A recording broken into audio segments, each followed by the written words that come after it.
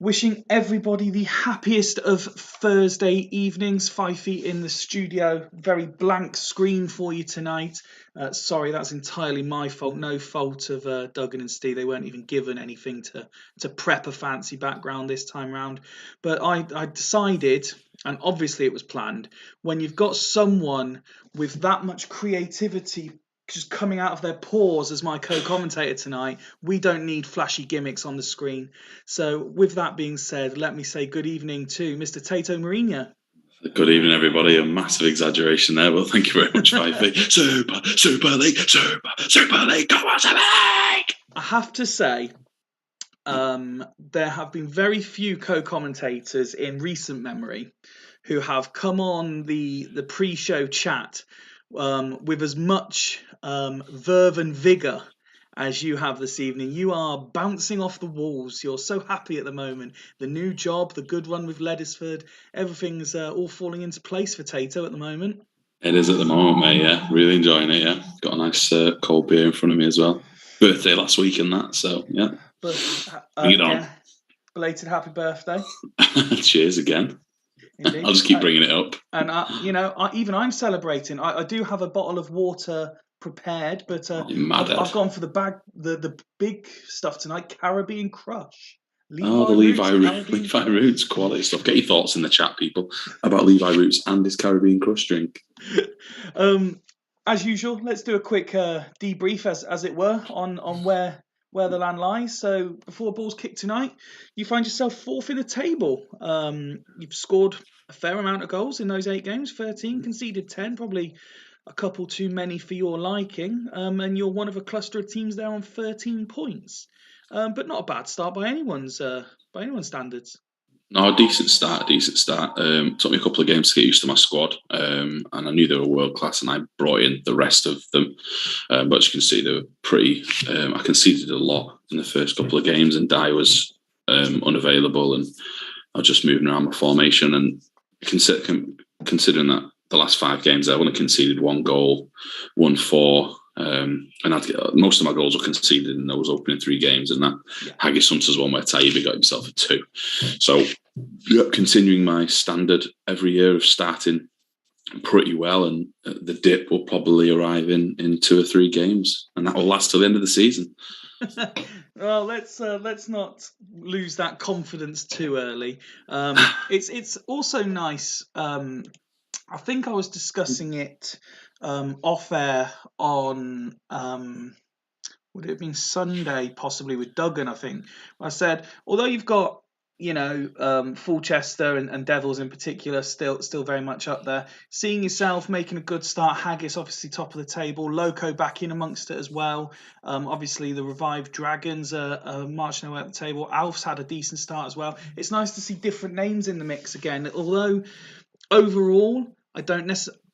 We've said the last few seasons the league's very, very tight and like everything's going to go to the wire. This is the first season for about 4 years. I think we're already seeing a split quite quickly.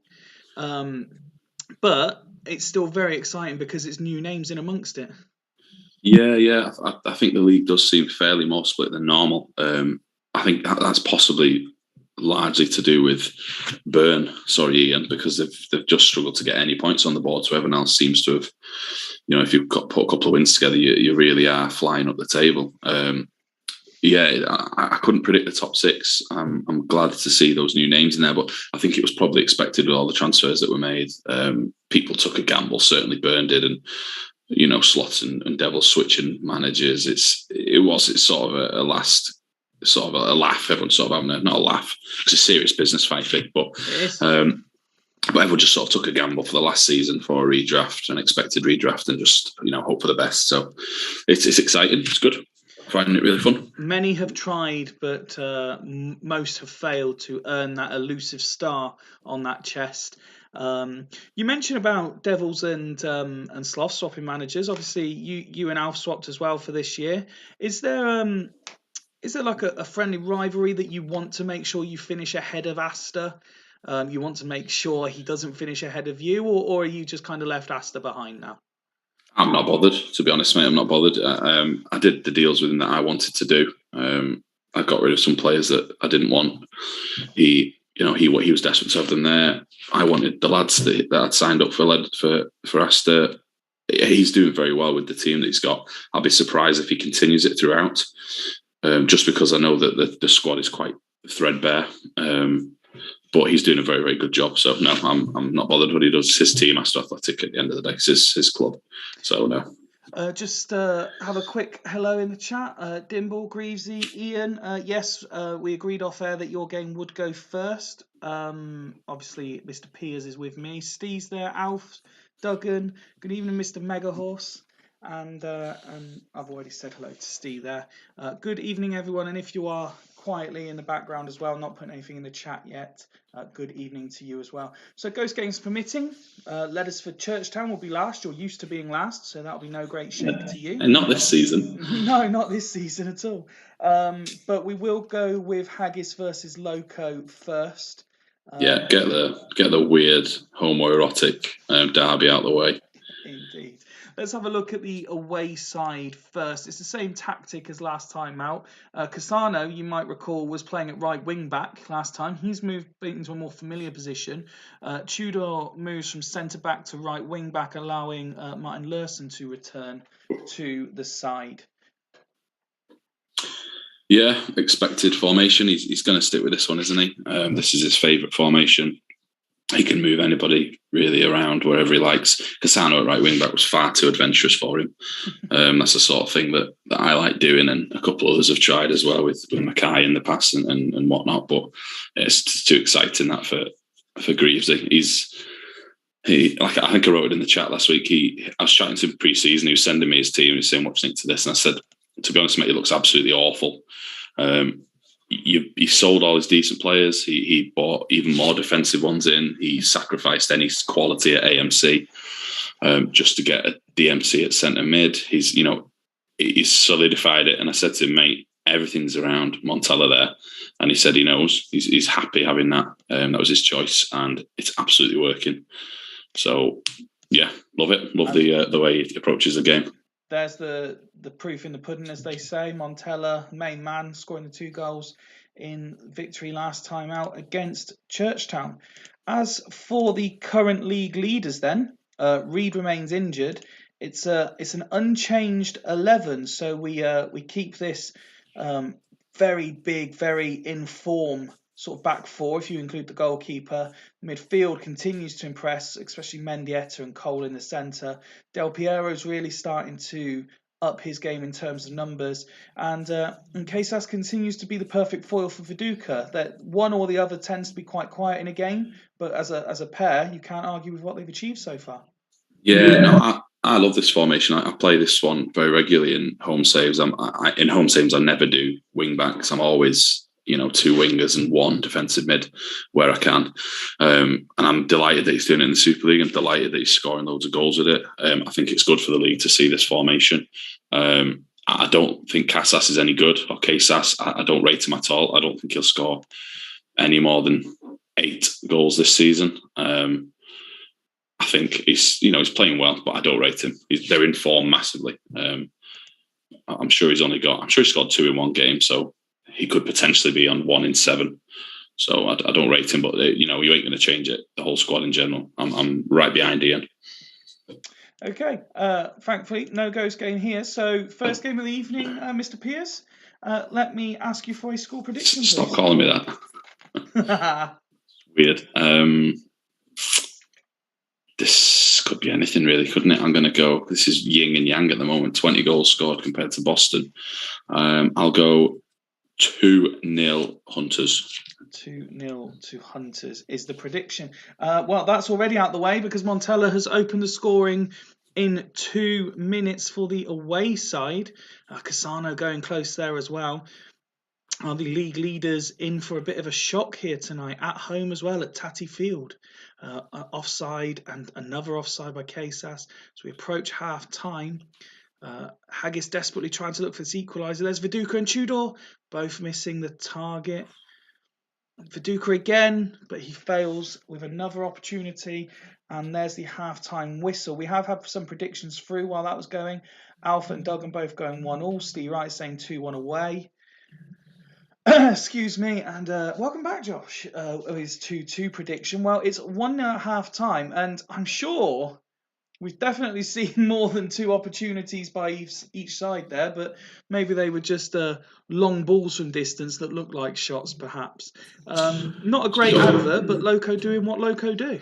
Yes, any team that can restrict this on form Haggis Hunters to this is doing very, very well. Don't forget, Boston never, ever have more than 6 shots on goal. And that looks like continuing again tonight. If you check back through the stats, I'm pretty certain that they've done it once or twice all season, and same last season as well. Anyone beating Haggis Hunters is having a quality game, so we'd be delighted there, yeah. Jens has put Haggis players are hungover from the title parade, and Alf there saying classic Greavesy. Let's have a look at the home side first of all then. Stam and Samuel have been busy. That's fair to say. I mean, there's been a fair bit of activity, but look at some of those pass completions. Ryan Giggs, 3 out of 10, very poor. 8 out of 14 for Joe Cole. You said Casas, he's been very quiet, not seeing a lot of the ball, not shooting, not really doing anything.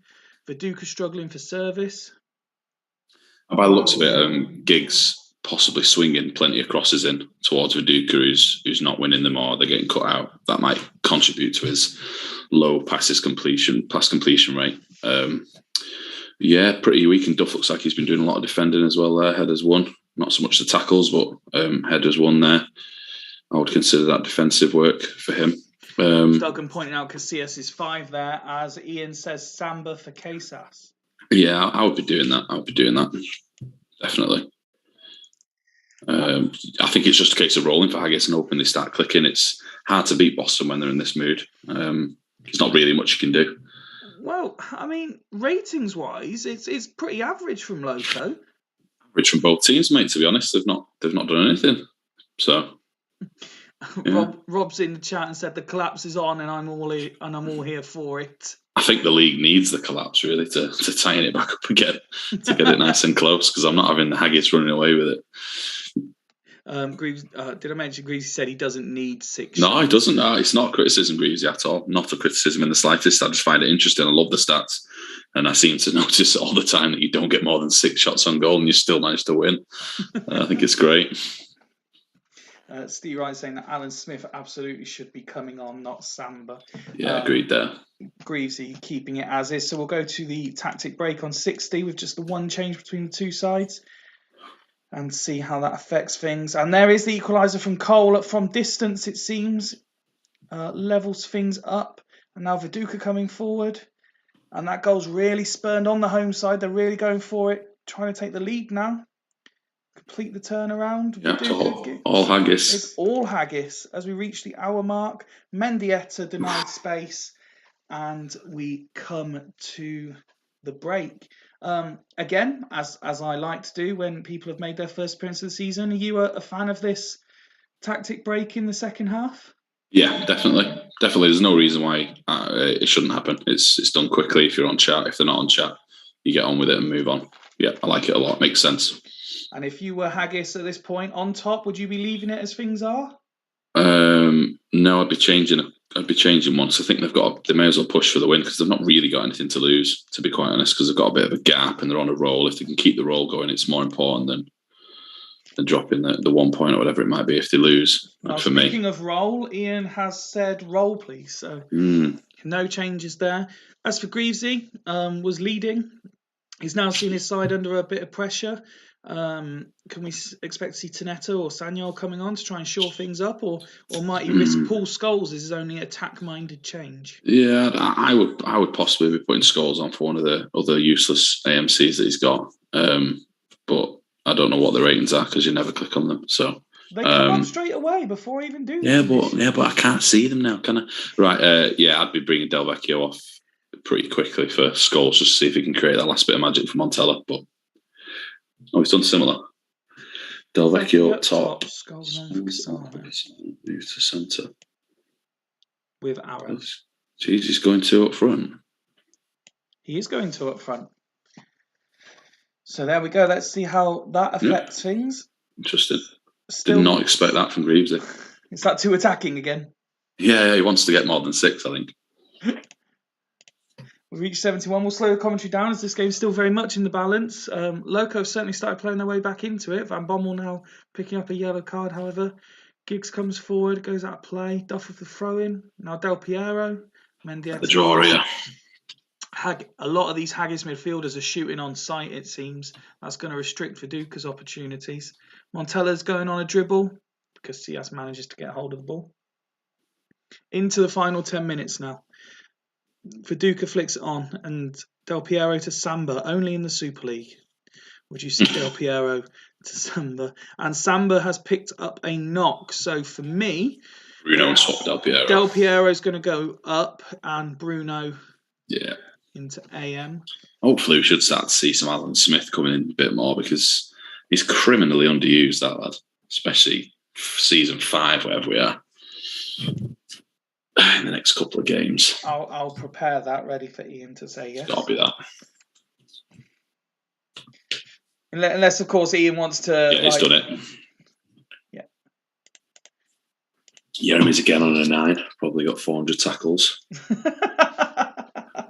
Absolute machine. He is a beast. Better than Nicky Butt? Because we always praise Nicky Butt for his performances. Jeremy's better? For me, yeah. I can't get the numbers that Mackie gets out of Butt.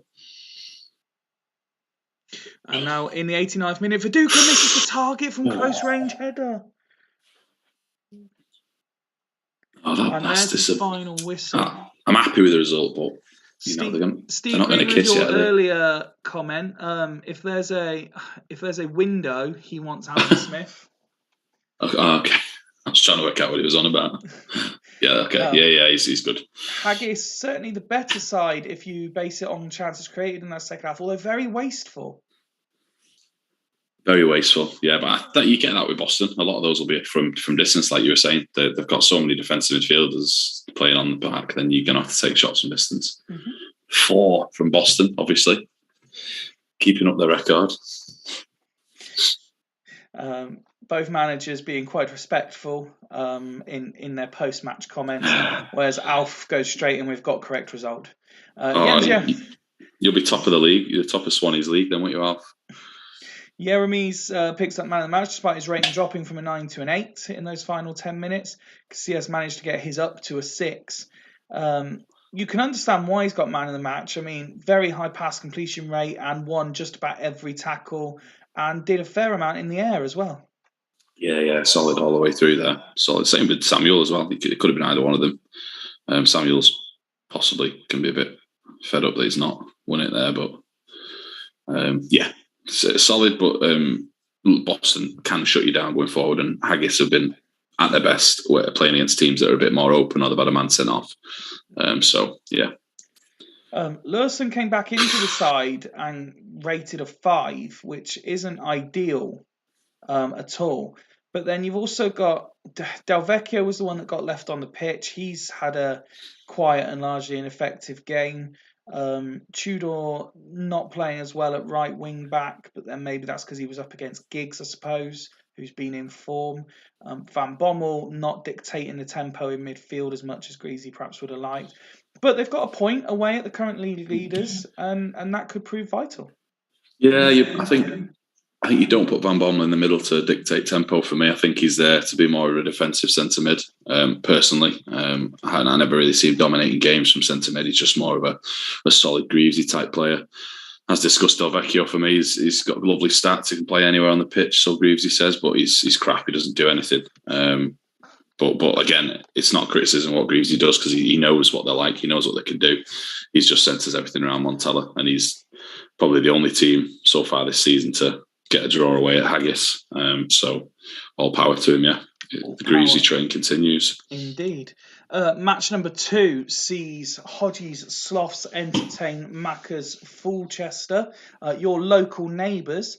Last time out, they had the 2-0 win over defending champions and up to that point unbeaten Dudley Hill. And because of that, as much as any other reason, Macca goes unchanged. Yeah, you can't argue with that away at Dudley. I love the Nedved sort of trial. I'm a big fan of that. Damien Duff inexplicably playing Super League football, but 2-0 away at Dudley Hill, you wouldn't change it. I actually said, if you recall, that could prove to be such a shrewd signing because obviously Giggs was playing there before the move, and Fulchester lost something by not having that natural winger. And now Duff's fit and playing, and Fulchester are getting numbers again. He might not necessarily get the numbers himself, but it's just got that balance. It is about the balance with Fulchester, the way they play, the way they're so reliant on the wide men. I've been in that similar situation myself. We're desperate for just any wide man. Duff fits the bill. I like it. I like seeing new players, and Maka knows what he's doing. He certainly does. No Buffon. Has he still dropped? No Buffon. Is he out in the cold now? What do you mean?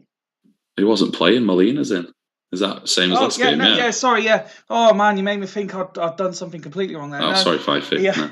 I panicked there. No, I didn't realise Buffon was dropped for last game. He was suspended because he got the red card the game before. Quality. Sloths keep it fairly similar. They've moved the fullbacks to wing-backs with their little arrow, and Danielson comes in for Pedrinho attacking midfield.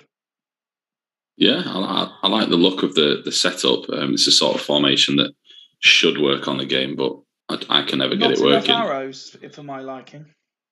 You reckon? They're probably just battling for anything really down at the bottom. They'll probably be happy with a point here, I would imagine, against Smacker. It's a solid team. The wing backs are where they might struggle, but is that Reese at centre mid? It is. Why is that happening?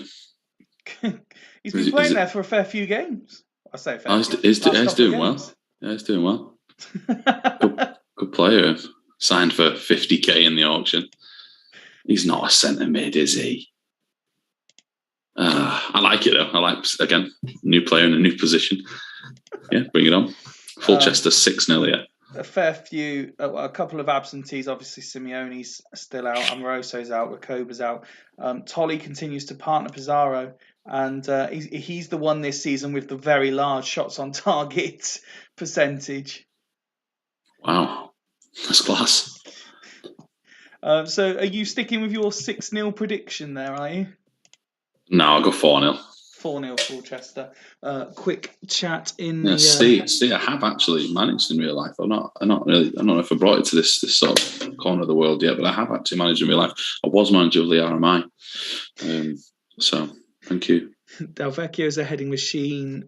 Night Greavesy, enjoy, catch up in the morning. Both managers. So Greavesy said the side played poor and were unlucky not to win. And then Ian pipes up with worst we played by a mile and didn't lose. Happy with that. He must have managed, yeah. Very good. Just because someone has 20 for centre mid does not mean they're a centre mid, unfortunately. And that is how I see John Anarita.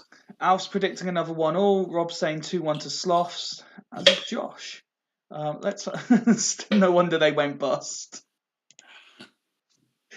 Big wage Tato. Pay off. Fired me. Fulchester coming forward, looking for a goal in the opening 15 minutes. Patsoglu goes in the book, and Parfenov goes off injured. SIE and move Patsa out there. I mean, that's the obvious answer, I would suggest. Gotta be. Unless, of course, you might fancy which one of these two is the... could drop Rosicky out there. He could, but nah. Patsa can play anywhere in that back five. It's got to be him. Have we seen Hodgie? Is he about? No, he said he was working. He only finished work at 9. He said it earlier on. Oh, of course he did. So he probably won't be around. I'd seen something. So as guest comms, you get the that. So we going with this? Yeah, he certainly can't bring Pedrinho on if he's on 40%. Trying to make a career in coaching. He's got a TV following him. It's extremely cringe. Oh, Macca's here. I was like, no, there he is, but no, that's Macca. Even Macca.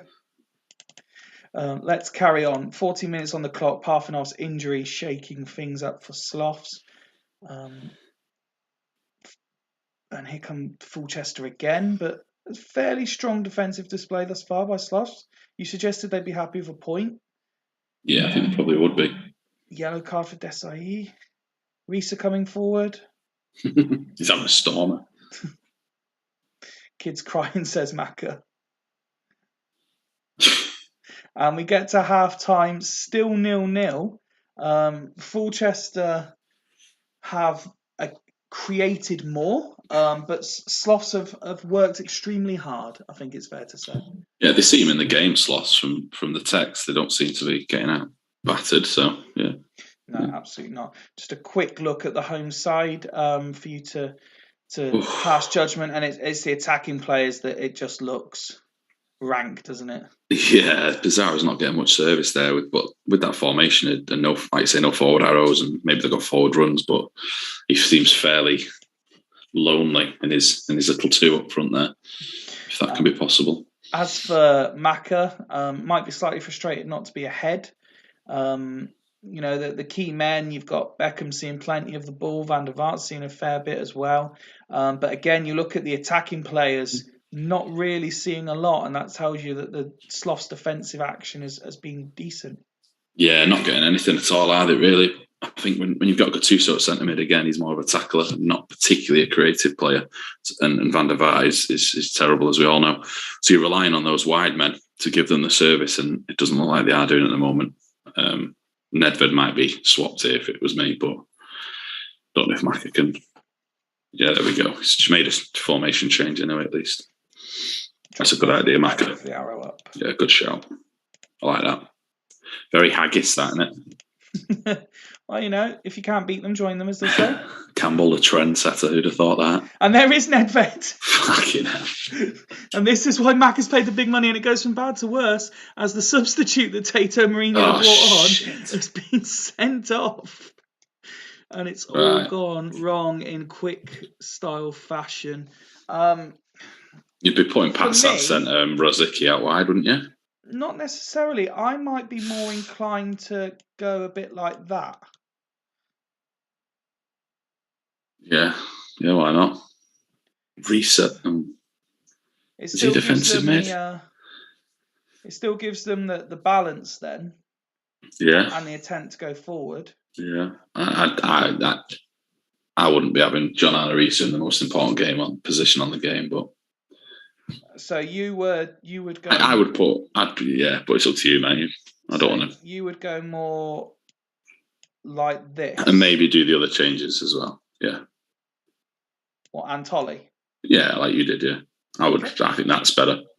Okay. As it's a red card, Maka has the opportunity to amend things if he wants to. Maka's saying, "Stop it!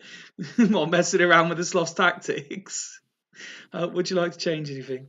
He's not here and had a red card. Leave it. Sounds like Swamp rules. You notice that someone, now that he's changed his name, has suddenly got very angry and antisocial. Who is it?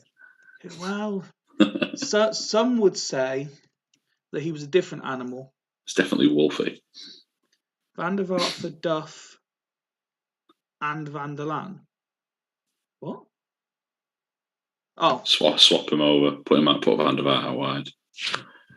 Yeah, fair enough. Like that. Had 1 pint of Magic Mac. I think that's what he wants. Yeah, that's right. He moved Van der Vaart out wide the other game, I think.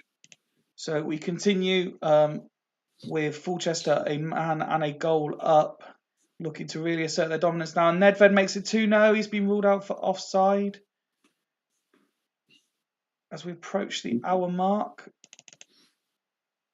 And another opportunity here for Fulchester to mix things up. He's got to keep it. They're looking solid there, isn't they? Unless he wants to put on Trezeguet, but I think they're looking too solid. And you're very much a condition is a myth man, aren't you? Yeah, I mean, some of them have dropped like 5% in the whole game. Yes, it's definitely a myth.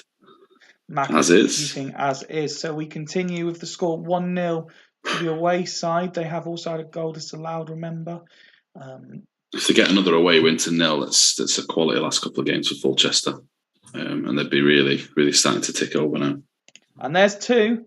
Just as I go to slow it down, Gattuso from some distance makes it 2-0. And it's a real uphill battle for the home side now. You can't see them getting anything out of this game. Well into the 85th minute. Just inhaled a Dairy Cheese triangle. and they have won away to 0. It's 2-0 in this occasion. A dominant Solid. display. Yeah, solid is the right word to use. Sloths, they worked very hard in the first half, but as soon as they went a goal and a man down, it was never looking likely for them. Yeah, I think Pizarro's possibly better up front in a 1. I don't think he likes playing in a 2. He's scoring plenty of goals for him, but I think they're normally when he's in a 1 for me. So I think they will struggle. Oh, that stinks, doesn't it? My kids are crying, but who cares? Going forward, they need to like I said, it's a formation that looks like it should do really well, but usually for me personally, I can't get it working. But Hodges the man, so I'm sure he'll be able to sort it. Given that Hodgie has taken the decision to go with a lesser reputation team, let's say, to what he had before, I'm surprised he's not trying something completely different. I'm not saying outlandish, but perhaps with what was available to him, maybe trying 3 centre backs and going wide players from there type of thing. We've seen. I would say rather narrow personally. I hate 3 centre backs, but he's certainly got the defensive mids there to go 3 of them across the middle rather than those wing backs. I don't mind Parfanov, and Babiara was decent last season, but they're not creating. They've never been creators. They've been decent numbers, but they've never been proper creators. So maybe going narrow. But I mean, who am I to be telling Hodgie what to do? He's the best manager Super League has ever seen. So statistically. And what can't speak can't lie. Speaking of statistics, despite not getting on the score sheet, look at that performance by Andrei Shevchenko. Very nice. That's many headers, which I enjoy, and the assists as well. He must be knocking him down for people to spank in. Here's me saying that Gattuso wasn't sort of creative and attacking, and he's scored. But to be fair, he's not. He scored from about 40 yards, didn't he? But yeah, no, quality result. Maka must be loving this season. He must be regretting swapping gigs still, though. However many 10s Shevchenko gets, he must still kick himself for selling gigs. I believe Jens is doing one of those things where he's reading between the lines of something that's been said there. Nicky but 8 says Maka. I think that's a downgrade on his usual standing performance. Molina's kept 2 clean sheets in a row now. Is Buffon going to struggle to get back in the side? Maka seems like the type of guy to hold a grudge. So yes, in that respect, I would say so. Yeah. Daniel Jimenez doesn't play for anyone, Mr. Rocks, in the Super League. Let's move on to Astor Athletic versus Bostock Stanley. Astor currently 8th in the table, just 2 points behind the dotted line. Have impressed a number of people so far this season with their form, considering where they were predicted. They have had 3 defeats, which is as many wins as they've got, but people are perhaps expecting worse. Yeah, well, they did that. Didn't they beat Devils 3-0 away? Something like that. That was the real result that people sort of, stood up and said, hang on, they might do all right, yeah. They do. Again, the same formation that Hodgie just played with a couple more arrows. It looks like it should do very, very well. And the thing that I've been most impressed with Alf is the fact that he's got Emerson playing well. I don't think he played well last season, but the guy got a 10 last game, but he got a 10. That he's doing well. He's tackling and he's actually contributing to the general game. So, that's my most impressive point about Astor, to be fair. No, that's more than fair enough. Last time out, they did suffer a 1-0 defeat. Yeah, that was away at Gazelles, but that was that was one of the worst 1-0 defeats known in Champ. That's horrific. Yeah, I mean, honestly, I'd have been shoving about 8 players up front with half an hour to go there. If I was Alf, I would have been just going for it because that was mental. We're well aware of gentlemen of the ilk of Maka and Jens smashing up a fair few laptops during their tenure in the Super League. I'm not suggesting Alf would have, but had this chucking his mouse mat across the room. Had this have been Fulchester or Halls, there definitely would have been more than just the laptop going out the window. Yeah, that was infuriating for them. But yeah, what can you do? Game engine. Scotty's mixed it up this week. Yeah, he sent it to me. Yeah, interesting. what do you make of another opportunity for Raul? He gets discussed a few times. He never gets the numbers in terms of actual goals and assists, but his average rating is normally decent, and he seems to be one of those players that just makes everyone else play better. Yeah, he's a good foil for someone else towards the front. I've been asking Scott to play him in like an asymmetric way. I've been saying stick Raul as that attacking mid with behind two, sort of towards the left, to see if he could get some better numbers out of him there, a bit more creative and a bit more of a free role. But he's more sensible than that. Scott does like 3 centre mids. He said to me a few times, so I'm looking forward to seeing how he does. I don't rate centre mid on the game myself, but Scott's the man. So yeah, let's see how they get on. Before we kick this one off, before I do forget, you, as is becoming common practice, asked for questions to be submitted ahead of your co-com's performance, and you've had a few. So let's fire a couple at you to see what you think at this juncture. I haven't actually thought about them either. Duggan sounded like he'd really thought about his last week and he'd considered the answers, and I haven't. So, let's just see how it goes, shall we? So Swanee asked, do people use one strap or two when carrying their backpacks these days? Most of the children I teach don't bother bringing one in, but the ones that do tend to be one strappers because they have those weird little man bags that they carry. The little big bum bag things that, they don't have anything in. So it is one strap, but they only literally come one strap. And then, Duggan actually submitted a few, so I'll do those two after, and just do, from your real world experience as a manager, which he never knew about until this tweet, cough. Which Super League manager do you think would be the most successful in real life management? It pains me to say, but probably Greavesy. He's because he has his ideology, he sticks to it. He's very calm. He doesn't sway from his ideals, and he has history. He's a lot like Mourinho for me. Just reading the reaction to that first question, Mac, a two-strap, what the fuck? Jesus was a two-strapper, said him all. Man bag equals drug dealer. Josh, I two-strap my work bag, proper adult. So I don't think I asked you, do you have a score prediction for this one, please? 2-1 Bostock. 2-1 Bostock. Mac as a two-strapper, laptop charger, etc. Jens, if you think Greaves would lose the dressing room first training session, can you imagine Campbell or Macca first training session? And a massive moment 5 minutes into this game as Zé Roberto gets stretched off. It must be forgot to mention actually. Anyone who saw the team news, Carlos Jacques has got a month-long injury, which has obviously upset Scott very deeply. But that's seen Perlo be promoted from the reserve squad, and he's made the bench. I'd be bringing him on personally. I'd be putting Gonzalez at left back. Yeah. But Scott might be more sensible and do Guigu or Gugu, and move live out there.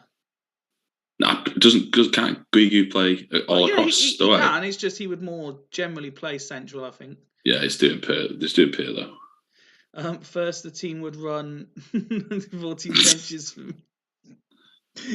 Maki, I don't doubt your motivational skills, but I think as soon as you're at 1-0 down in any game ever, I think the season would be done for because you'd have murdered somebody.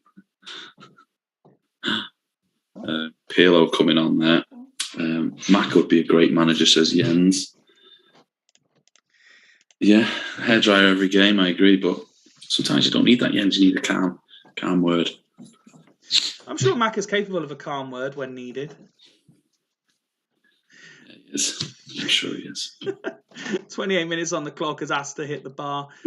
Michael Owen continued to be in the squad and continuing to not score because for some reason he's incapable. And Bostock have lost their other. Oh, honestly, mate. Honestly, these have had Bostock the worst luck with injuries. The worst luck all season.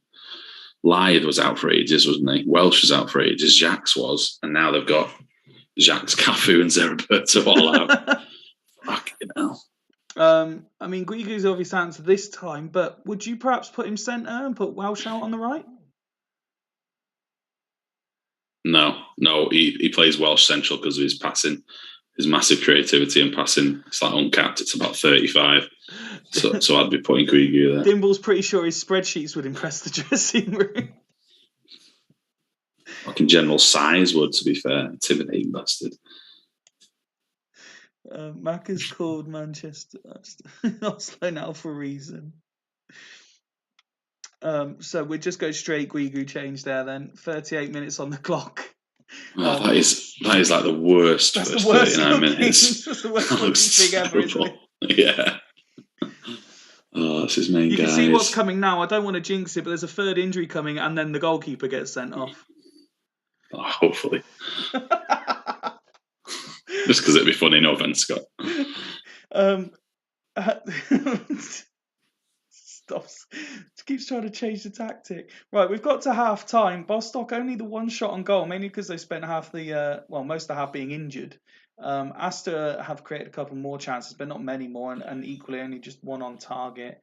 This is a massive opportunity now for Astor. The way the game's panned out against a very good Bostock team, this is a huge opportunity to get a win. Personally, I think. Well, Scott's already, without seeing anything, saying he's going to have to roll, aren't I? He can't bring it. Yeah. Bring on his third sub at half time and risk it. Not, is it? It's not like the Super League has a habit of sending people off in every game. Be changing this, mate. Mac is in love with Jens. We know that. Let's have a look stats wise. With Astor on the screen here. I mean, Owen's had one shot. Rossini hasn't had it. I mean, Rossini's not been involved. And Michael Owen, as I was alluding to, he just doesn't get anything that resembles numbers. So when Rossini isn't involved either, they're really struggling, and he hasn't got an actual out-and-out striker on the bench. Yeah, I just noticed that on the bench. Yeah, he seems to like Masera, I've said, but Owen for me is very, very similar to Saviola. Play him on his own is terrible because he's not big, he can't header. But play him in a 2, he'll get 7s for a long time, but he'll also chip in with assists, and he will make the other guy play a hell of a lot better. Which is why Tony did so well for Stay, and Steele vouch for that. And for a while, Saviola did it with Zizi for me last season, a couple of seasons ago. So Alf going as is. I think Scott pretty much is as well from what he was saying. So I was just wanted to show those who like to predict these things. Zé Roberto, solid 41% after his injury, but look at Cafu there on 16. Ouch. Size isn't a thing on the game, says Steve. Okay. If you believe that, absolutely fine. Says the guy who says condition is a myth. That's because it is. Size is real, but condition is a myth. Yeah. Well, there's a reason that Luca Toni's so good at heading. Tony and Crespo isn't. South Prior, but get the point. This after Jacques is out for a month as well. Yeah, that's correct, Duggan. I'm taking Scotty's. I'm going to have to roll as possible there. So we'll go on to 60. Where's the height stat? He says it's in the editor, Steve. You just got to find it. And now Jens has put something about his wife, but it's too long for me to read while this game's going on. As Welsh goes in the book, Astor miss another opportunity, and we get to the tactic break. So Alf, with all respect intended, takes a little bit longer than everyone else to do this. So it gives me a chance to see what you're laughing at. I'm presuming it's Jens's comment. Jens, you need to send a picture, really. Ideally. Wife is sleeping next to him.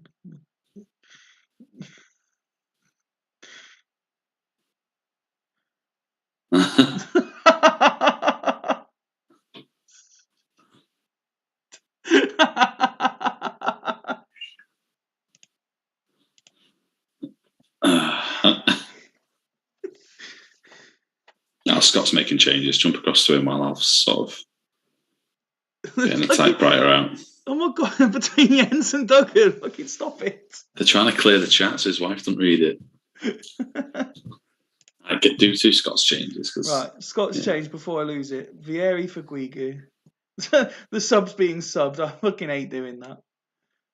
Fuck is this being? Welsh right wing back, Vieri central striker. Boom, straight up there. Like yes. Yes, Scott. Yep. He has to do something to change it. 3 up front's better than 2. She closed her eyes. She closed her eyes. Right, there's the Bostock changes. We'll go back to Astor. Is Alf even here? I haven't seen Alf. Yeah, he was, because he said leave it at half time. Oh, he said as is, yeah. He must still be typing. Messera for Rossini, Franco up front. Yeah, I'm a big fan of those changes, Scott. I think you needed to do something in your time of desperate need. And there's the Asta change as well. What's Messera looking like these days, Fifey? 6'5", blonde, bulging No, biceps. no. Remember, height's not a thing on the game. Oh, he looks good, doesn't he? Very good. Very doesn't play that way though. So did I do that right? Yeah, Messera in there, Yeah. Franco in there. Lovely. Let's carry on then. Half an hour, still 0-0. 2 injuries for Bostock, who've now made all of their changes. Sarah puts it wide. And Michael Owens gets his first of the season on 69 minutes to give the home side the lead. Have Bostock got it in them to turn this round? Asta still seemingly on top after the goal. Bostock reserves. Probably not. Liverani sends in the free kick. Emerson 30 yards out. A lot of people shooting from distance tonight. Sarah puts another one wide. There's just so much creativity missing from the Bostock team. Like all of he's built his side around Jacques, Zerbo and Cafu and net there. Torres can't miss and doesn't miss. Yeah, oh, come on. And it's 1-1 hit from 25 yards. Get in, the underdog. He's doing quality, Torres. And has that prompted Bostock? Owen going, always let it run free. Sarah flicks it on, but there's no one there. Into the final 10. Liverani, Ambrosini, Owen. Owen denied a great goal. Owen's obviously taking my criticism to heart tonight. Trying to prove a point. Here goes Owen again. He's just happy he's finally getting the second 45 after leaving Fulchester. Vieri with a drive into Vieri. Oh my god! Oh my god! And here they go again.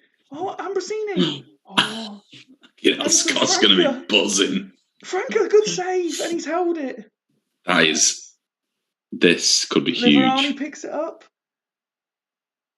Yellow card for Sylvestre, free kick. Liverani to shoot. No, he plays it in. Emerson Owen. Vieri gets in the way, and there's the final whistle. Oh, that's massive. That's massive. Go through up front, Scott, all the time. That is big. And it's Look at that. Asta Athletic 1, Bostock Stanley 2. And once again, Alf is going to be fuming. Oh, that's 2 in a row. He's had 3 shots against him in 2 games and lost them both. Wow. What on earth is going on at Asta? That came from the changes, mate, to be fair. The subs there and pushing Vieri up front, you've got to give credit for that. They looked a hell of a lot more dangerous in those last 15 minutes. A lot of comments coming in the chat here. Alf's going back to the drawing board. I don't necessarily think you need to, Alf. You're playing well. You're just not scoring goals. Duggan with claps and loving that Scotty. That's massive, says Jens. Up the Scotty Bosto, says Macca. Having 10 players on long shots, though. Let's have a look at the Asta stats. I mean, the goalkeeper, we know he was out of position for Torres' goal.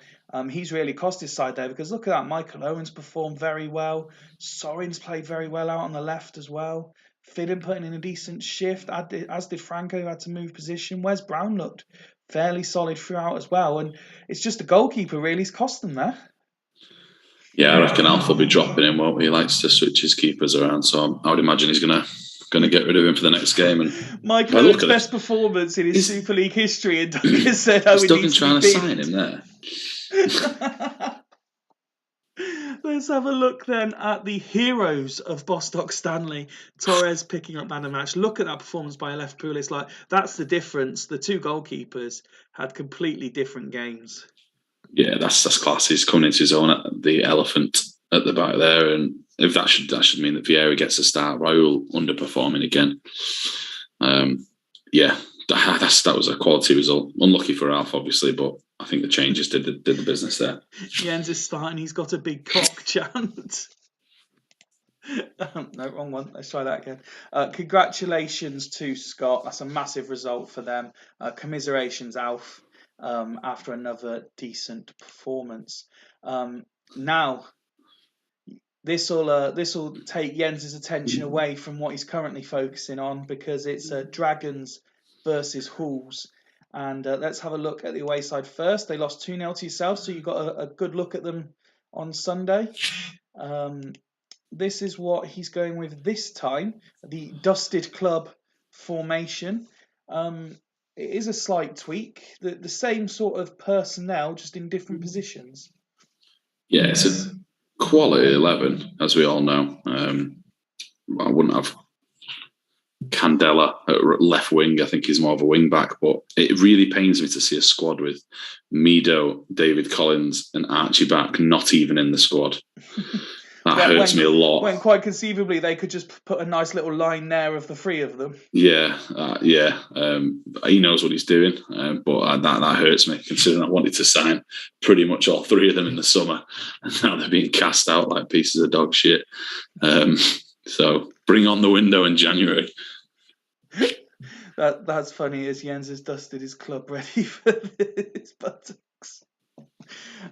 Let's have a look at what Dragons have done, and we believe this is more or less the first time in 4 seasons that Dragons have gone completely unchanged. It's exactly the same people in exactly the same formation with exactly the same instructions.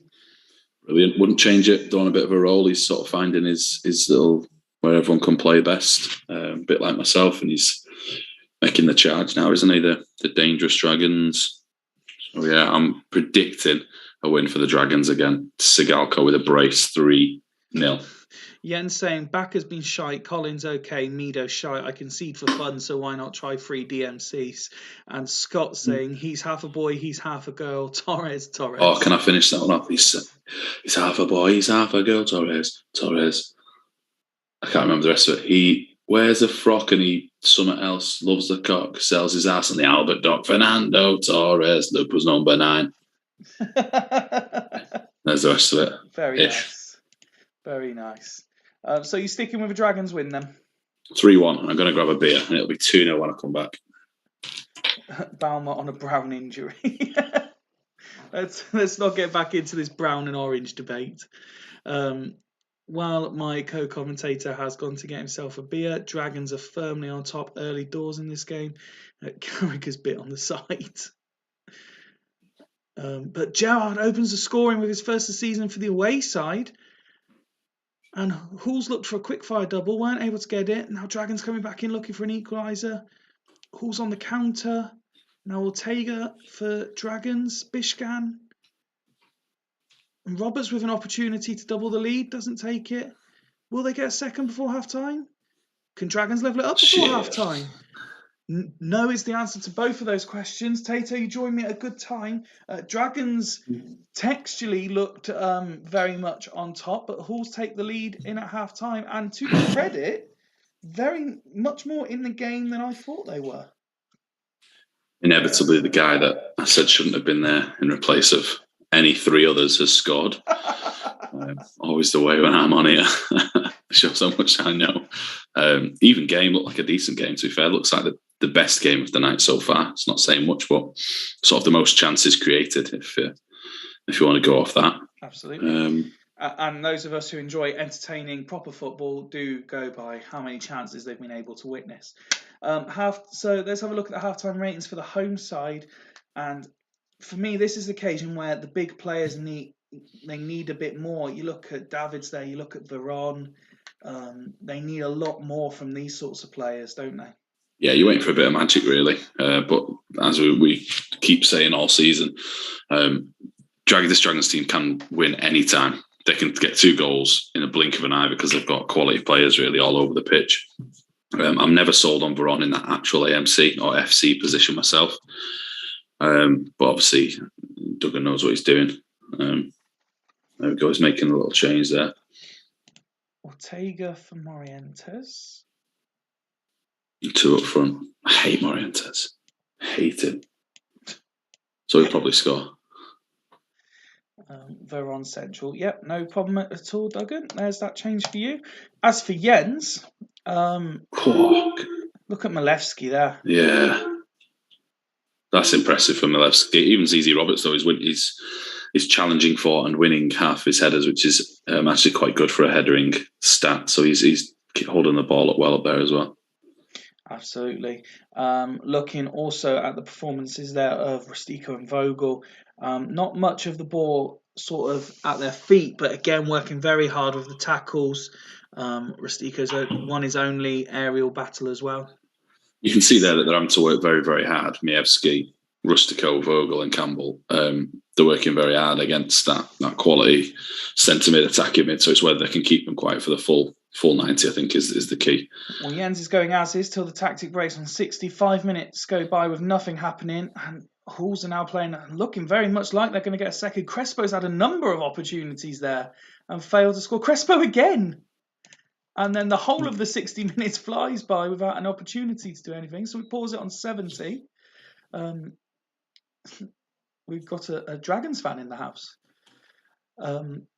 20 minutes to go.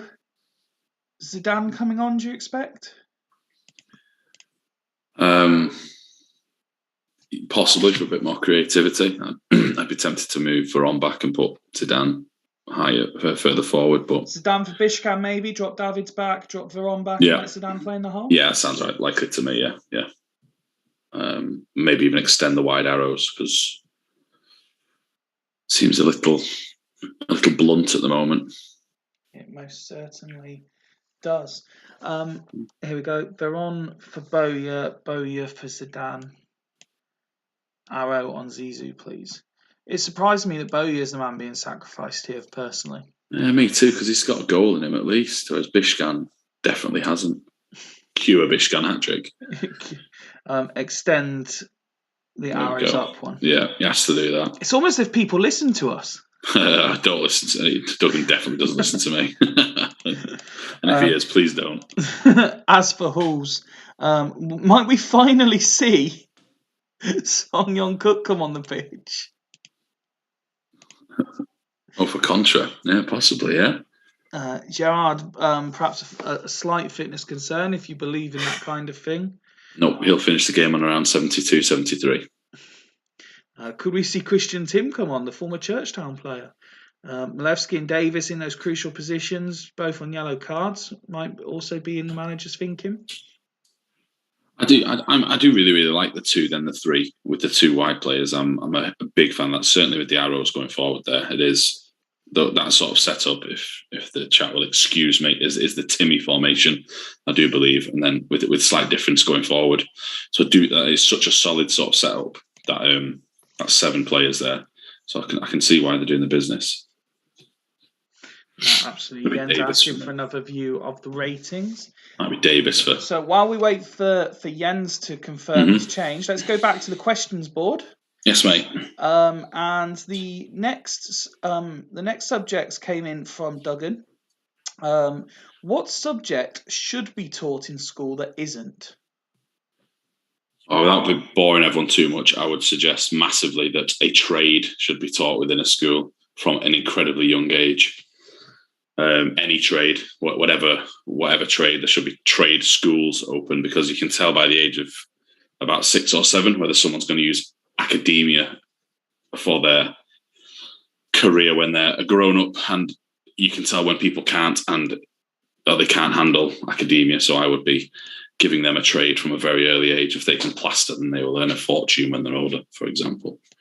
So, but vice versa, he also asks, what is taught that shouldn't be? Specifically, subject-wise, I don't know. There's lots of things within the curriculum that they shouldn't need. Children don't need to know. Lots of aspects of the maths curriculum, for example, you very much don't need to know at the age of 11. Algebra. No, algebra you need for different things, but certainly a lot of the stuff you don't, really. No, Steve, I'm not having RE. RE very much does need to be taught. Yeah, no, definitely. If anything, Steve, more focus needs to go on RE because of the way the fucking world is. Jesus Christ. The fact that you think that shows that RE definitely needs to be taught, to be honest, Steve-o. The fact that he's been backed up by Rob saying RE tells him that he's wrong. I was actually having I don't know if you saw it, but Tristan's come on for Crespo is the change for Halls. I was having a conversation with my son while we were having dinner tonight, and I asked how his day was at school, and he said, "Oh, we've been having a couple of Jubilee lessons." I said, "What do you mean by Jubilee lessons?" Now, bear in mind, my son's 13. He's in year 8 at school. It's not like he's in primary school or anything. He said, "Oh, in maths, we had to design a Jubilee poster because it was in maths. Whatever it was had to be symmetrical." I just looked at him. Teachers getting away with one there, aren't they? But to be fair, the teachers will have been told you have to do a Jubilee lesson, fit it into your lesson somehow. And they'll have gone, what the fuck am I supposed to do? And they'll have been frantically Googling it and stuck with symmetry because it's easy. No, Josh, you got as much as I hated art because I was no good at it, all of the arts have to stay. Yeah, of course it is. I mean, of course it is. Yeah. All the subjects are useful for different children. That's the point, I think. Everybody is good at different things. That's a massive win, by the way, while we're having an actual serious chat. I'm trying to not bite at Steve's comment in there. I'm trying to keep it a bit lighter. So just read a book, Steve. Very good win for Hools. Excellent. Fucking hell. I'll let you analyse the stats quickly. I'm going to mute our chat just for a second while I shout my son a sec. Aidan? Yeah, I'd have to say there, everybody, for a team that plays 2 and then 3 in front of it, to get 9 shots on goal away from home against a quality team like Dragons is very impressive for Hools. So, yeah, really, really, really very impressive that. Jens, maybe not a finished club after all. Pools Pikings are back. What much more can I say about that? Nothing. No one cares about the stats towards the bottom, to be fair. But yeah, class. Crespo still a myth. Oh yeah, you learned about street parties. Yeah. Well done, Jens. You handsome bastard. Unlucky Doug. Still not sold on the Dragons formation myself. I don't know how I could better it. Since I'm on comms, that's usually my job. But Doug and I'm sure we'll get there eventually. Just one more on the school subjects, if I can, Tato, and then I'll go over to the individual stats. I couldn't remember what the second Jubilee lesson my son did today, so I'm interested in your thoughts on this one. In geography, again, remember, 13, year 8, in geography, they learnt about the values of street parties. Well, I don't mind that. That's all right. It's probably not geography. I'd say that was more RE to do with the community, to be honest. No, it was a geography class. They learnt one of the negatives was littering in the neighbourhood. I suppose environmental issues, they're clutching at straws. But again, the teachers did not want to do this, Fifey. Let me make that perfectly clear. They did not want to do it. It was not their idea. I can guarantee that. Anyway, as you were saying, let's talk about the subject at hand. Huge win, as you said, for the Hools. It was a very much an average performance by Dragons, wasn't it? Yeah, the big players didn't show up in the same discussion where the big players could win any game whenever they want. They have to at least do something, and they haven't there. If they'd have been completely nullified by that massive block that Hools have played, and it's worked. So I think it's a Hools victory rather than Dragons throwing it away. You mentioned ZZ Roberts' performance earlier, and as you can see, got man of the match. Malevsky, absolute beast performance as well. Rastiko, I think I mentioned at one point, absolutely storming it, winning all of his headers. Almost every tackle that he completed was a key tackle, maintaining possession as well.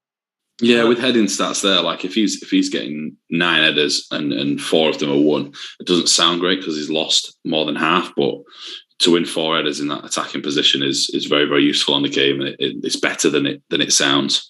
I think Mievski's been done dirty there, but that's a lot of tackles for Mievski. If you look at all the tackles throughout the team, though, you can see that the Dragons have put a lot of pressure on, but they've just absolutely withstood it. So that's respect to Jens for coming up with that formation and executing it perfectly. You were just explaining about the difficulty of winning aerial challenges in the 4 positions, and Duggan's gone the other way. 13 headers in 2 games for Sigalko, and he hasn't won any. He's not a header, that's why. I've spoken to Duggan about this at length. I said, and I would have Sigalko in my team, but the way I play, I don't think Sigalko would do well in my team because I need a big guy. I need a header like a Tony or a ZZ Roberts or a Rossini, somebody like that. Sigalko doesn't do that, so I can't get him to play that well as well as some people do. Do you think this performance and result means we get a few days of not being told that the league's done and redraft and all the other shit that Jens comes up with when he doesn't win? I think it'll accelerate it further, if anything. Next up, we've got a defending champion and a former champion. One who's had a fairly decent start to the season, and one who's had possibly the worst start to a season than he's ever had at any time in his Super League career. Dudley Hill at home to Northern Burn.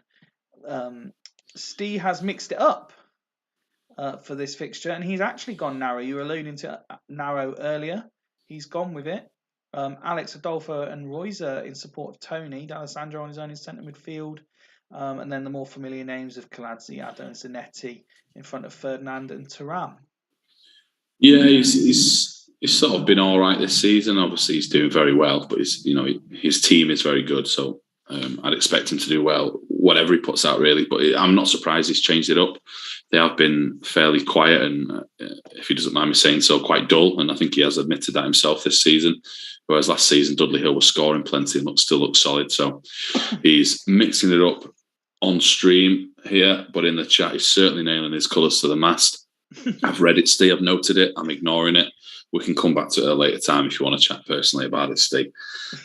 Let's not get into it on a champ manager discussion because we'll try and keep it as light as possible. But you are wrong.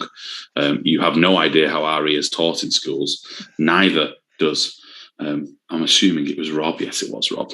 Neither of you have any idea. But if you'd like to be educated, myself or Megahorse and Duggan would happily teach you, fellas, how it is taught these days. But yes, I don't know why Royce is in the Super League. Back to this. I don't know why he's back in it. I don't know what's going on. Well, backing up your point, just before you'd even said anything, Mac has called them the most boring team in the Super League, and then Josh has come in with Dudley. Sorry, let me try that again. Dudley. I love that. Yeah, I should have gone with that one myself. Love that one. Mac has missed his fume. It's like that. Honestly, Mac, sometimes you like that. There's someone on Twitter called Big Les. I don't know if anyone's seen him. You might have seen him. If you've not, that comment there is exactly what Big Les says. So have a look, Mac. On the Bev, Mrs. Fuming. Rodeo's agreeing with you, however. Of course he is, because he's a teacher. Northern Burn, still just the 1 point this season from 8 games. Lost 2-1 to Devils last time out. Played relatively well, just struggled to get their shots on target. Despite the defeat, gone unchanged. Yeah, I'd have stuck as well. I'd have kept it the same. I think they played well within the game. I think they must have low morale. I don't know if that is a myth in the game. I never look at it. I'm assuming they're on low morale because they don't win ever. But they did play well last game. He knows this formation. This is his best formation. He won the title with it, I think, didn't he? Won the cup. He took a risk this season. He sold basically all his best players for no reason whatsoever, other than wanting to have some bit more fun. So, I hope he's having fun. Yeah, I was going to say, how much fun do you think he's having? I don't think he is, but it's the last season for the redraft. So, score prediction, please. 1-1. 1-1. Let's see if you are correct. As Northern Burn come forward early looking for a goal, don't get it, and now Lillian Thuram puts Dudley Hill ahead, and already Ian's thinking this is going to be a long, long night. But Clivert scored. And we got he does that, does he? Minutes. He's remembered how to do that. Jesus. Yes. And Burn come forward again, looking dangerous now. They're not letting Dudley have a sniff. Vieira's been booked. Youngberg, Robin, free kick awarded. It's all. Sorry, not Dudley Hill. Northern Burn. Which obviously means that Zanetti's going to score his first of the season and put Dudley Hill 2-1 ahead. You've got a feel for Northern Burn there. They certainly didn't deserve that. And now that's given Dudley the confidence to keep coming forward. Are they going to get a third? Kaladze gets booked. D'Alessandro. And there's hoping Adolfo's got an assist. I'm really hoping Adolfo's got an assist. Big Les works at Morrison's. I don't think he's a real guy, if I'm honest, Mac. I think it's a parody, but Steve, you are the enemy now. You've got to start. You Carl Froch back. First goal for Burn in 9 weeks. Half-time 2-1 to Dudley Hill. Look at that again, Burn. You know, Creating plenty, but I mean, has Ian just decided to let his team go on the piss every night beforehand and now they just can't see? but no idea. I can't even get my head around how a team can go 17 games, which this will be 17 without winning.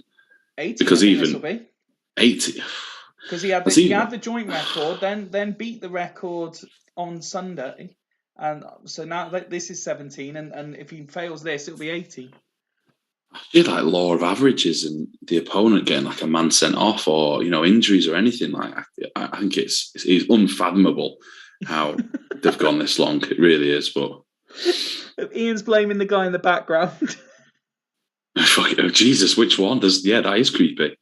There's heads everywhere. I've never noticed seen that. This background like the last 20 years. Mate, I've been playing for only 3. Remember that. Come on, I'm a novice at this. I'd never look. Does anyone look at the backgrounds? I couldn't tell you one of the backgrounds. Well, now you know the one's freaky head guy. Right, yeah. Look how small his head is. It's tiny. Is it that one there in the middle? Is that what we're talking about, above the white bit? Yeah, I think so. He's got there's another hand down there at the bottom right. There's 2 knobs next to the hand on the bottom right. This is a weird picture. Right, let's have a look at the Dudley Hill stats. It's good without being sensational. They're just more effective in front of goal, which could quite easily be a morale thing. Yeah, possibly, mate. Yeah, it wasn't even game. Burn looked like they had more of it until the last 5 minutes or so, and Dudley Hill turned it on. I think Dudley Hill's 11 is better. I'm not a massive fan of the attacking mids, as I've mentioned, but in general, it's a far more solid 11. So for me, so I'm not surprised they're winning, but it's got to be the morale thing, isn't it? I don't get it. Well, Jens says Burn possibly still the best 11 on paper. Rob says Big Les is sensational content. Mackett's not having this. I'm booking golf break. Need to shit in Bradford like a renegade pigeon. Without even seeing his stats, Ian's going as is. So he's quite confident. Josh wishes Big Les was his dad. Ian's blaming me for his bad run. I think Ian's probably just got to the point where he's realised that, look at Vieira, he's not winning any tackles. Jesus, I think Ian's probably just gone. I'm losing all the games, switching it around. I may as well stick to what I know. They played all right last game. They've had 7 shots away from home this game. Let it run. He's used to letting it run, so carry that on. Steve's also saying, "Let it run. Nothing I can do." He's winning. Such a defeatist attitude. Dudley Hill go close to making it 3-1 as we reach the tactics break on 65 minutes. This is certainly, I wouldn't say restricting Burn because they're still creating, but the solid defensiveness of it is stopping them getting clear-cut opportunities, it seems. Yeah, workmanlike. Again, that back 2, then a 3 is just so solid against anything really. It's a very, very solid way to go. They don't seem to be playing that well, but one more goal and their ratings would all shoot up by 1 or 2. So, yeah, I don't know I don't think he'll do anything if I'm honest. Yes, Morecambe are the Shrimps. Jens, just for reference. The background is getting more attention than anything ever has in the Super League. Is it the creepy head dude is Morecambe? Is that right? Or the ground? He is Morecambe, yes. Or is it the ground? Whose is that ground? He is Morecambe and he is wise. Oh, some of the shit you lot come out with, I say one and all I get is, oh, God, fuck it. Dimble, it is Jens shithole. As is, want to change, but I can't. Inzaghi on bench, and he'd be on. Well, you pick the fucking subs, Steve. It's your job as the manager to pick the subs that you want. As for Northern Burn, Toldo on a 5. Look at that. You've got 2 players that you need to rely on your defence. Well, it's not playing defensive mid, but your best defensive midfielder and your keeper. And they are completely letting him down, aren't they? Mm-hmm. Brozek perhaps coming on. Yeah, Totti further back, Brozek at AMC. Maybe, Brozek for Youngberg, I'd imagine. I'd go asymmetric myself, but yeah. You put Brozek up front with Clivert and Robin to the left of him. Try something different. A Sunwell, Mildly different. if Kluivert keeps missing all these chances, give the youngster another run out, maybe? He scored, hasn't he? So he scored. Yeah, he's done that on Broset for Lundberg. So, again, a manager listening to us. What's this? What's going on here, Macca and Steve? What's happening? If there's golf going on, Macca's going golfing somewhere near Bradford. Steve's going on. I thought that. I thought Steve was coming down our end for that. I'm not travelling for golf, where I'll just be the caddy, carrying a crate around. You strike me as being the caddy from Line of Duty. What's the caddy in Line of Duty? I watched it, but I don't know what that is. That was one of the guy's nicknames. Oh, was it? Yeah, he was the bad guy in the first series that I watched. Because I only got into it in like series 3 or 4, and then went back and watched the rest. I got bored of it. Oh no, quality TV. Absolutely nothing is happening in this game at all. Good job we got Line of Duty to talk about, because there's fuck all going on in the game. Steve said he'll come in your end anytime. But you're not friends right now, Steve. How are you doing that? How are you going to come in my end? It's tiny and it stinks. It's finished 2-1 to Dudley Hill, which means Northern extend this wretched run of not being able to win a game of football. I mean, that is fucking awful. Yeah, the finishing there is, he's probably going to have to roll with the same formation and maybe change up the players further forward, because, that's bad. Yeah, to be fair, Fifey read, it is docking, thanks, Rob. Fifey did read it, say, come in your end anytime, and I can see now that you didn't write that, Steve. It was something far more normal than docking. Jesus. Right, anyway. God's sake. Luca Toni quite quiet tonight. Steve clearly resting on performances the likes of Kaladze in defensive positions. Petzoli putting in a good performance between the sticks as well. As proven by how many chances Byrne did create, they're just very wasteful with them. I think the difference there is, the morale and the sort of the winning run that Dudley have been on until recently. Of course, they've been, they've used to winning for a long time. I think that's got to have played a part there, because Byrne look like they're in the game again, same as last game. They're doing all right, but they're absolutely being let down there. Vieira's massive. You've got Roy Keane on 5, Patrick Vieira on 5, Toldo on 5. 3 players who have never had 5s before. That's an incredibly harsh 5 for Roy Keane, unless he's done something else off screen. That is not worth a 5. If you're 3 major players, like defensively, major players are putting in 5s, then it's hard work for a minute. It's hard work. But I think he'll stick with the same formation because he's done all right last 2 games. Anyone can lose 2-1 away at Dudley Hill, don't forget. That's not unheard of, so I'll stick at it again. Dimble says he'll keep turning these very average performances into points, when Steve turns around and says, cheers for downplaying my team, Liam. Now. You've been shit. That's terrible. Look at that. Look at the ratings. That was bad. That was bad. You're better than that, Steve. Grow up. 5 for Roy off the back of 5 consecutive 8. Well, you can forgive him one then, Ian, mate. You can forgive him one. Are we actually? No, we're not at that point yet. We've got one more to go. We've got yes. I'm going to go for a beer and a wee. Hang on. Beer and a wee. We got more questions yet.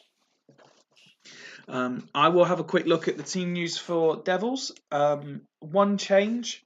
Kesman dropped for Aymar, who then drops into the hole, going 2 up top with 1 in behind. Other than that, it's unchanged. Still without Sebastian Frey and Soroczynski through injury. Last time out, they had that win, as we saw a little while ago, against Northern Byrne. It's been a weird one. Devils, they seem to get 1 win and then don't win, and that's how their season's kind of gone. So they're picking up plenty of points, but it just doesn't have the same feel as when Hodgie was in charge and they were just blowing away teams. So pinned and pebbles. So it'll be interesting to see if Rob can, find that air of consistency about this team, although consistency's never exactly followed him in his Super League tenure, so maybe he enjoys it this way.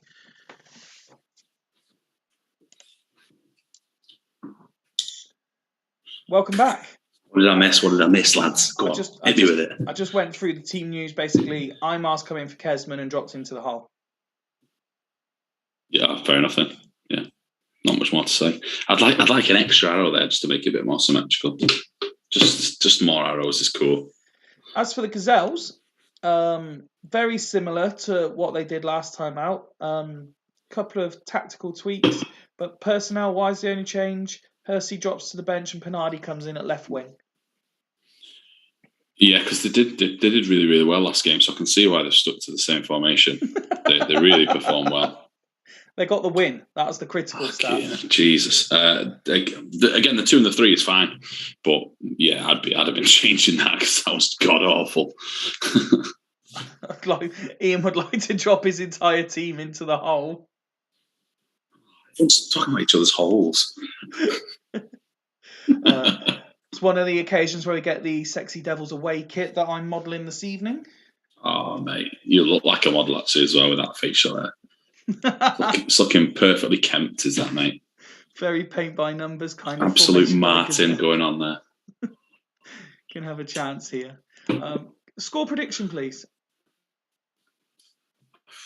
That's 3-0 Devils. It should be. Before we kick off, shall we go back to the questions board? Yeah, go on. Why not? Give it a think with one more. Alpha Asta said, anyone from your semi-pro team go higher or drop down from the EFL?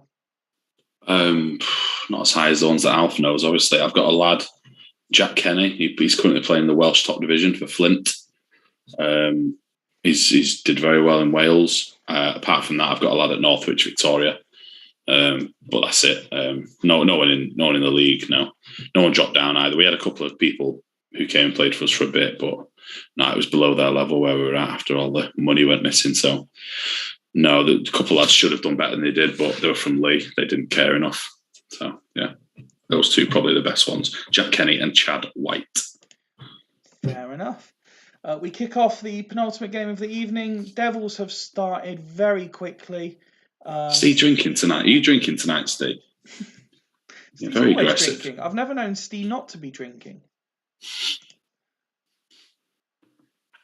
Change man since he got the missus. Don't forget. You could take the Fosters away from the man, but not the man from the Fosters. Devils had a goal scored there, but it was disallowed, and it remains 0-0. Half an hour played. It's still very red and yellow. Dyer coming forward.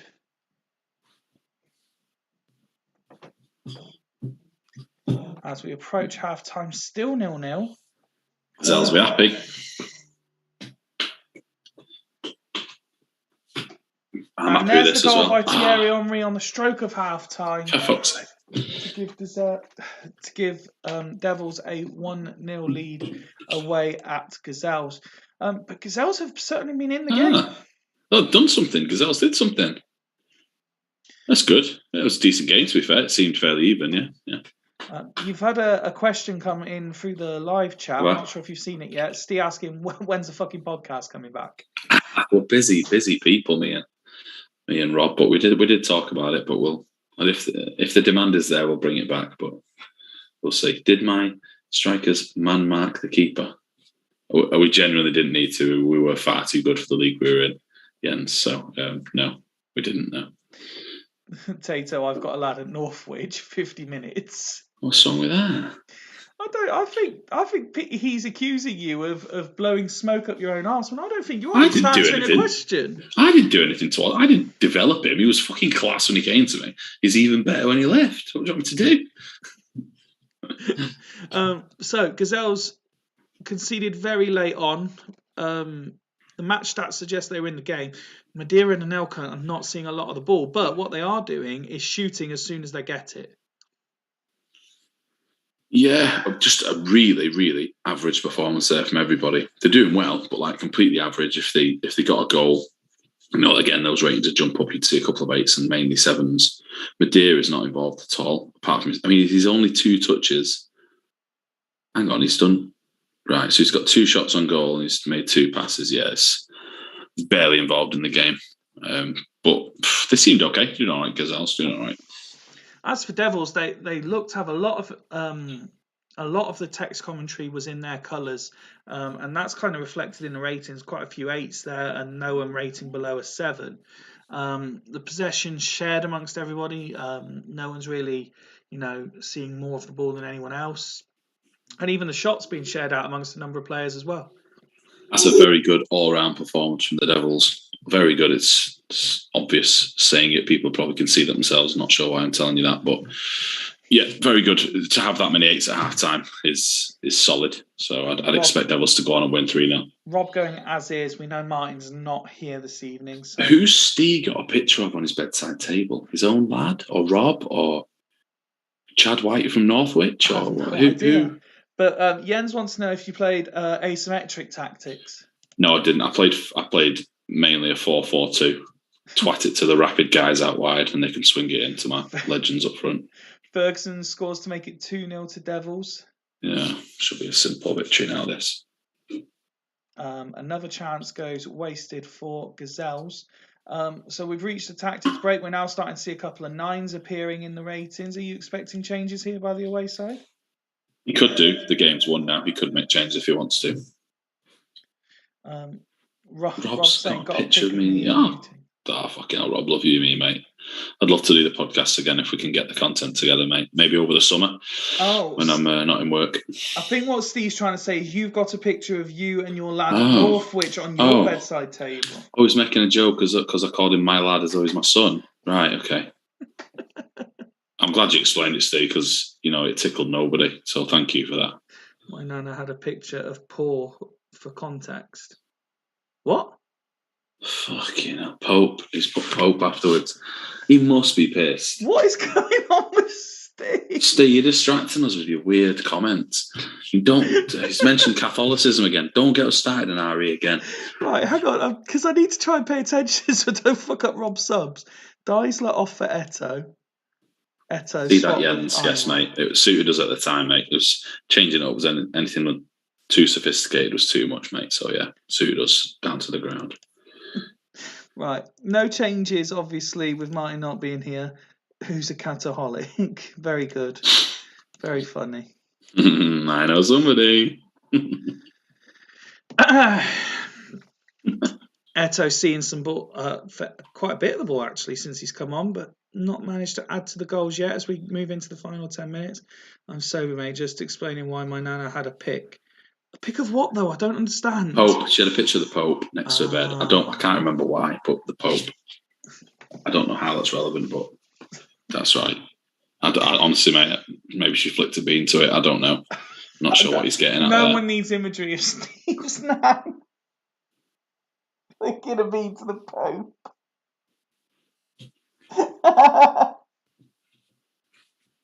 For fuck's sake. Right, it's full time and Devils have won out 2-0 winners. So you were close. You said it was going to be 3-0. Yeah, Eddie Pope. But Gazelles, they remained in the game to their credit. Or far more of a fight than I thought they would. So yeah, I'm assuming they'll stick with the formation again. Devils can beat most teams in the league. They did okay. Gazelles, there's not much more to say about their performance, I don't think, than that. I'm going to put a recommendation forward, and this one's aimed pretty much exclusively at Mr. Steve Wright. I know we say, particularly when your team's on, type as quick as you can so that we can keep the game moving. But if you're just going to have a general chat about nonsense, maybe take some time, read that you've actually put the correct word, and then send your message. Because even putting fuck same and then having to show that you've got it wrong and put sake on its own is just ridiculous. Nobody needs to know about what your nan does in her spare time either, Steve. Just keep it quiet, mate. Absolutely fudding away to Nick Pope or whatever. Just keep it quiet. Bartes, despite conceding 2, putting in a very good performance. To be fair, those ratings did improve as you suggested they might, even though they didn't score. Yeah, his little boyfriend Sadorf back to his usual 6s. I was quite hoping that Sadorf would have gone a bit of a run and start smashing it because I like an underdog actually turning up for once, but he's back to his old tricks there.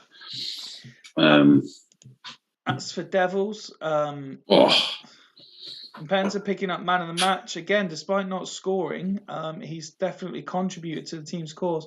But just look at those ratings again. I think you mentioned at half time it's a near perfect team performance, and that just can carried on.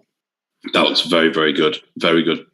I think he needs to get Aymar playing how Hodgie had him playing. I don't know how you do that. I don't have any idea how he did it. Playing him to start with. Does he not normally play him? No. Right. Okay. I mean, bear in mind this is what, game week 9. He's played he's played half the games.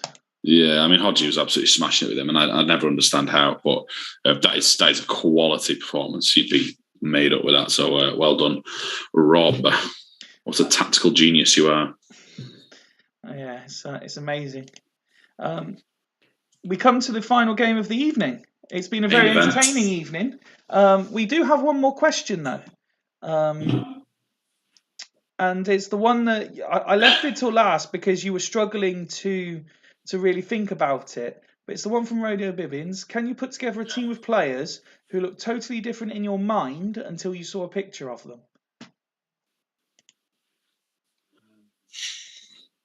Not a team, mate, because that's 11 people I've got to think about right now.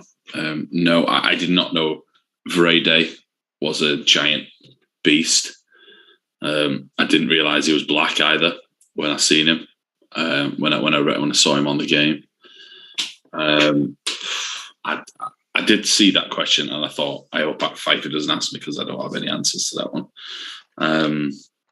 I don't know what a lot of these people look like, to be fair. I don't know what Semak looks like. In my head, he looks like Dinyar Bilialetdinov from Everton many years ago. Every time I think of Lee Chun-Soo, I think of Son Heung-min because they're similar positions and general nationality. But other than that... Stereotyping. That is me. That's me all over, mate. I learned it in RE. But no. Sorry, Rodeo, you are far more sort of commonsensical than I am, so I can't give you any more answers than that, unfortunately. Talk us through your team then. Only, 1 or 2 changes from last time out? In fact, just the one, I believe. Semak coming in. Yeah, those 2 positions there, certainly the Lee Chun-Soo position. I've just seen Jens.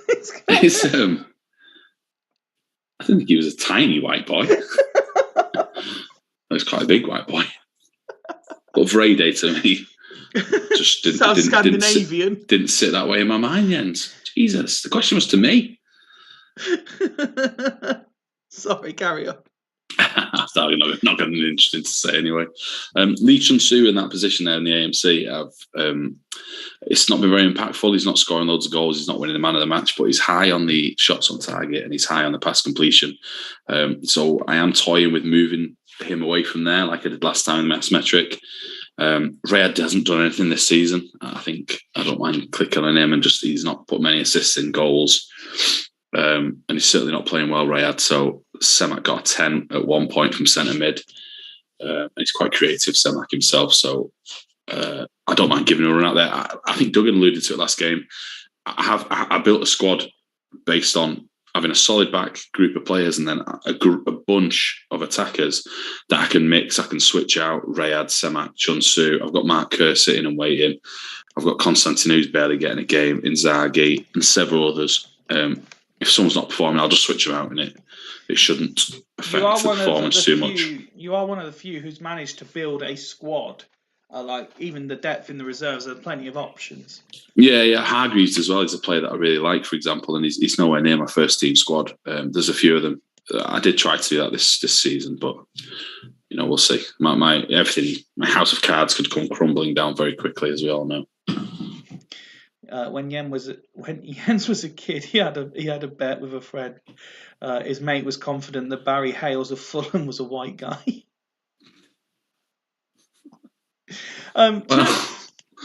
Churchtown, their ever familiar formation that they just tweak the odd instruction here and there, and pretty much you can almost write the 1 to 11 now. Dimble's very, very settled with his side. Why wouldn't he be, mate? This is actually my favourite formation on the entire game. I know I said I like Ian's before, but when I'm playing against the AI, this is my favourite formation. Much read Macca's comment. So Yes, I could have guessed his formation. Hussein is a danger. His wingers are a danger. And Tomasi does the business every game. He's now created a very solid side with an attacking threat. So, dangerous opponent. Have you? Well, as it's your game, I will not ask you for a score prediction. So I will just, as I always do when it comes to the final game, wish you very good luck and 2-1 your Churchtown. opponent very good luck as well.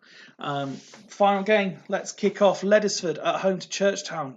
Good game this had in prospect. Tactical battle through two big characters in the league. And Van Nistelrooy opens the scoring for the home side on 9 minutes. And now they double the lead in quick start fashion. No, Van Nistelrooy offside. And huge. 27 minutes, Tomasi goes off the pitch. So that it's been mostly good news for the home side. They have had a goal ruled out, but they are ahead. And now one of the away side's key men has gone off injured. Is Dimble still around? Have I seen him recently in the chat? Yes, I did. He was making Pope jokes.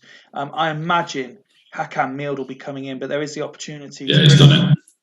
Yeah. There we go.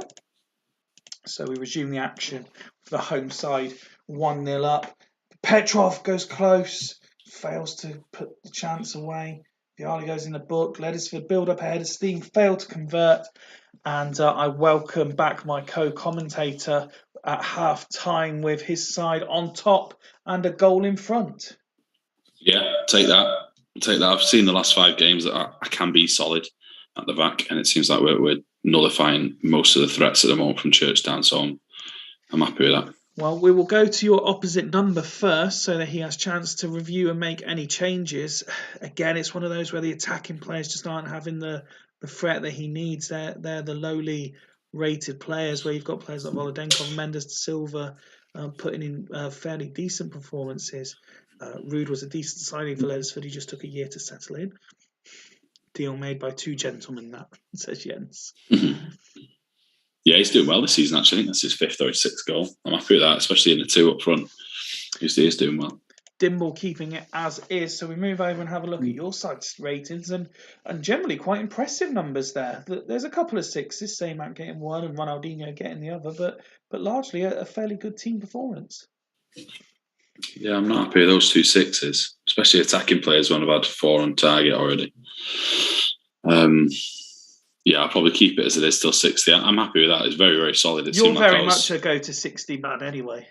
Yeah, most of the time, mate. Yeah. Stop it as close to 60 as possible, please. I will do my very best. And Chunsu, he's been ruled out as well. Obviously. A second Leddersford goal disallowed on 60 minutes this time. So we go. I won't. No, don't bother. Don't bother. It's fine. Never look at it. Can I bring off Semak for Rayad, please, and swap him with Ronaldinho? Like that? Yeah, nice one. Perfect. Thank you. As for Churchtown, they've got lucky twice with players being ruled. You can see a 1-1 happening all day here, can't you? Is this the moment where Salas comes on maybe and makes an impact off the bench? It'll be interesting to see what Dimble does here. He might go 2 up front. He might go 2 up front. Yeah, I would be tempted at this point because it doesn't look like they've made much of an impact so far. It's been mainly Leddersford, so I would personally throw caution to the wind. Maybe even 3 up front. He's done 3 up front, of course. Salas for fucking hell. Nobody needs an MC, correct? Not happy with that. It's the joy of being at home that he's got to react after what you've done. That's not what I wanted to see. I love doing that move. Great shout. As it's the last game, we'll slow it down earlier than we normally would. Half an hour still to play. The tactical changes. Agahawa has a pot shot and instantly the change has made dividends. Agahawa scores. It's 1-1. And my co-commentator looks a defeated man already. Agahawa picks it up off Perry. Scally and Mendes de Silva going in. And Brusik has an attempt, but Taibbi with the save. 20 minutes still to play. Scally gets the ball, but Volodenkov picks it up. And now Brusik. And Dai picks Volodenkov again.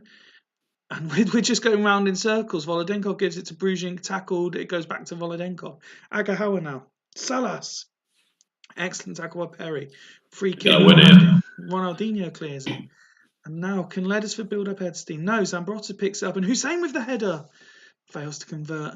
And Churchtown are ending this so strong. Viali, Mendes de Silva. Right up front, mate. It's killing us. Free kick awarded. Ronaldinho now, but Churchtown withstand the pressure. Viali. Chunso picks up. And Van Nistelrooy, Gallardo, Scally. Terrible effort from Gallardo. We're inside the final 10 minutes. Terry now, but Ronaldinho picks up and Lee Chun-So's offside. Van Nistelrooy. How many offsides? Heading towards injury time. Van Nistelrooy. Ronaldinho with a free kick. Etsabaria saved by Khan. And you said it was going to finish 1-1. It has finished 1-1. For 60 to 65 minutes, you were by far the better side. The changes came, and then Churchtown looked a completely different animal, Tater. Yeah, as soon as he put three up front there, I thought I knew they'd get a goal. It's too much to handle really. Three up front, it's class, especially with the quality that they've got. So fair play to them for taking that gamble away from home. I'd have done exactly the same, Dimble. It was a brilliant move from yourself. We saw Chris well Perry during that second half. His name kept coming up with tackling primarily Bruzink, and he's been awarded man of the match for his performance. Yeah, deserved it there. Steve loves Chris Perry. I never really used him much myself. He wasn't in my plans to be my first choice, but his performances have warranted it so far this season. I'm annoyed to have conceded. I'd not conceded much at the moment, but Dibble deserved that for taking that gamble. So it's all credit to him, that really. Absolutely, and generally looking at the ratings, it was a decent performance all round by the Churchtown player. It wasn't exceptional, but it was decent by everyone played their part. Yeah, it's all right. It was all right. I think that is how to describe those ratings. It was all right. But I think the massive thing was just taking that gamble, going through up front with the quality he's got there. I think he was always going to create something or get that goal. So, yeah, manager won that point for them. Well done, mate.